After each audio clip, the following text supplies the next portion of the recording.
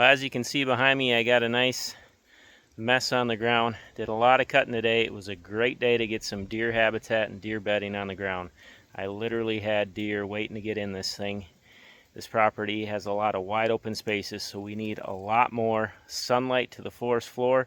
We need a lot more early successional growth, and we just need to bring the vegetation down to the deer. So let me show you what this bedding cut ended up looking like.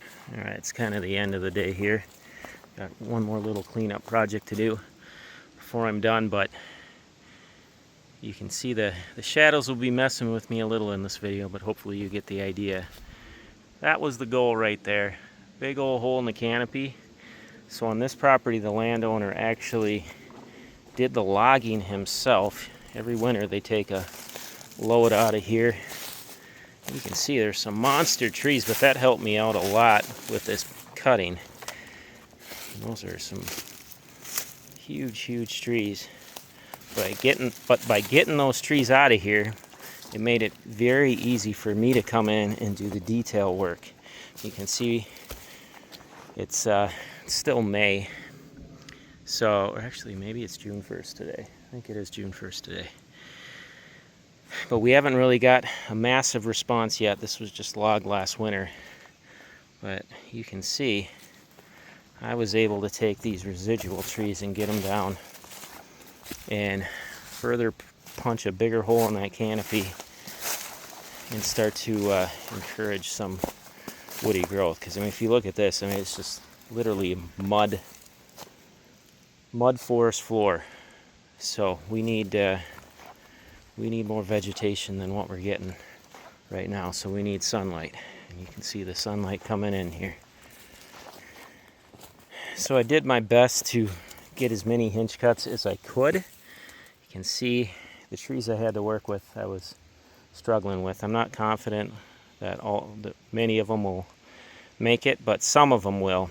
And in this circumstance where there's no food, this is where hinge cuts can really thrive, because anything that sprouts up out here is going to get smashed right away by the deer, because this is a pretty high deer density area. But if I can get some of these hinges to live, now that's a bad example, I doubt that one's going to live, but if I can get some of them to live, that treetop is going to give me food and it's going to give me cover while we're waiting for this early successional growth to take off. I mean, look at the crazy, those are beech sprouts, which aren't, from what, I mean, I'm very rarely around beech, but I don't believe they're high on the preference list for deer, and every single one of them has been sawed off. So this is going to be an uphill battle to get some early successional growth in here. So I want some hinge cuts, because the hinges will give me food and will give me cover while we're waiting for everything else to take off here. And you can see I did tuck a lot of beds up under these kind of higher attempted hinge cuts. Now it's a maple, and I've shared how they are just really tough to hinge. It's summer, or well, late spring, and sometimes this time of year I can get them to hinge, and I did get some to hinge good today, but a lot of them it's an uphill battle. But I make sure when I get, even if I know it's going to die, I want to open up spots like that for beds. You can see nice outs both directions. So again, I don't deal with beech pretty much ever. I never get far enough south to have to deal with beech, but I'm kind of in a unique spot here. I'm not necessarily south, but I'm over east of my place, and this is growing zone 5 where I'm at here, because I'm near the Great Lakes. It's like this weird little spot. So I saw beech, I got hemlock, there's even multiflora rose here, stuff that I generally don't end up running into because I just don't work much south of where I live. But the beech seem to hinge good. They kind of remind me of basswood.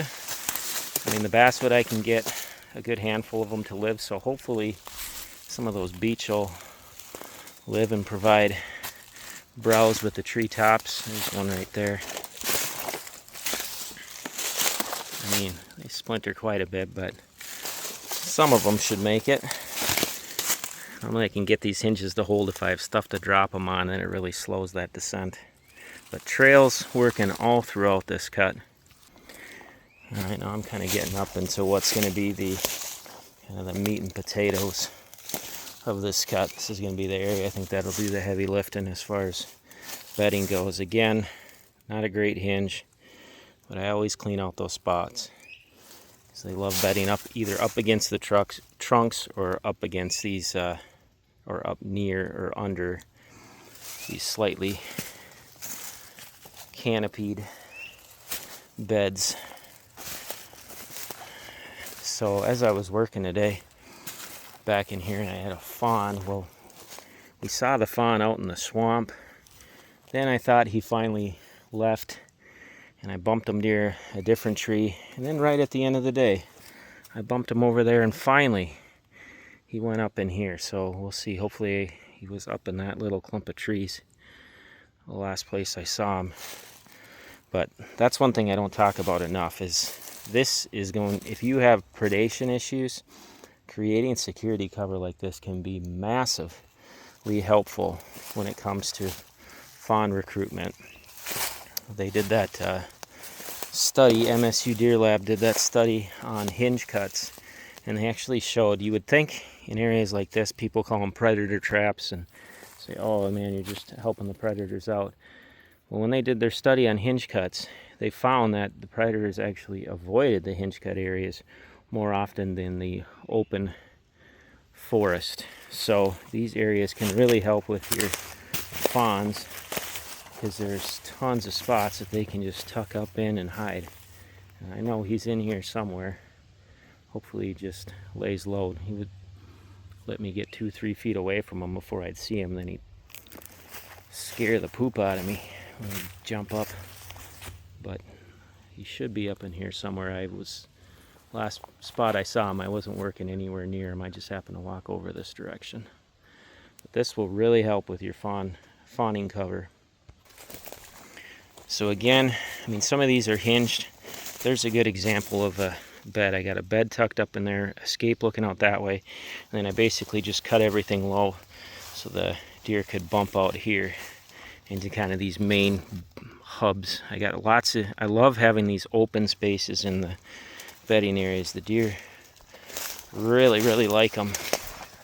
You'll see some deer bed up in the open spaces, and then you'll see a lot that will kind of tuck up into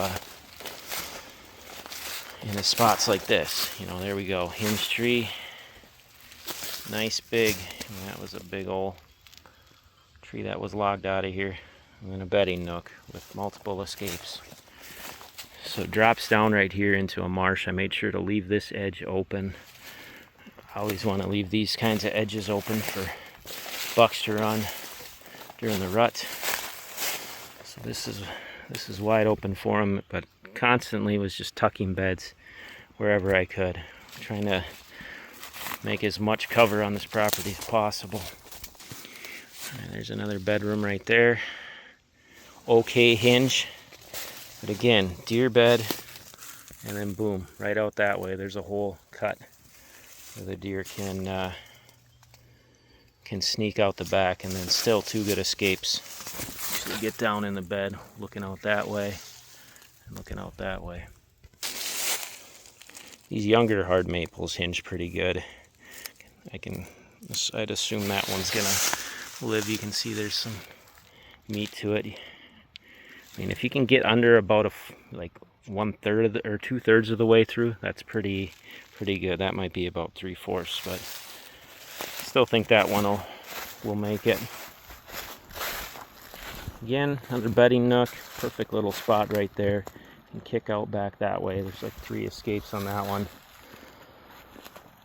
And then I got my trails cutting up this direction, as well as stuff down by the wetland down there. Love it when I can get beds like that. You can see nice escape out that way, nice look out towards us. Nice spot right there for a bed. These are great bedding locales. Run going out that way. So I did a half-day cut on this property last year. The landowner said it had very heavy usage. He became a believer, he said, after that. That's where I'm going to head after I'm done with this video. Just go check that out. Make sure it's still accessible. Sometimes they're settling, a year later. So go clean that up. But yeah, you said there was very heavy usage in it. And look at that. I mean, that big bedroom right there with an escape cutting out that way. That's a Hinge beach. Bed right there. So, I mean, there's all kinds of spots they could bed down in this cut. Now, a lot of this is, like I said, the hinges may not make it. A lot of this is flush cut, so it'll open up some. It looks thicker than it will be right now, but as we get sunlight in here, that should start to get some browse in here, which will bring the deer in, and hopefully, eventually, get some cover. So again, escape that way. Little spots they tuck up over here. Potential bedroom right there, and let's go take one quick peek at what the rest of the woods looks like. So I'm leaving the cut, and as you can see, not much cover at all. So this was badly needed. And look it, there's just nothing growing. This is what all the woods looks like. The only covers down in the marshy areas, but those are pretty wet, so they're bedding right on the edges of those. There's a little bit of pine bedding. They're young enough. They still got a few deer holding up in them. And then he had an aspen pocket he cut that holds deer. But I would say that's a big improvement over just looking at that compared to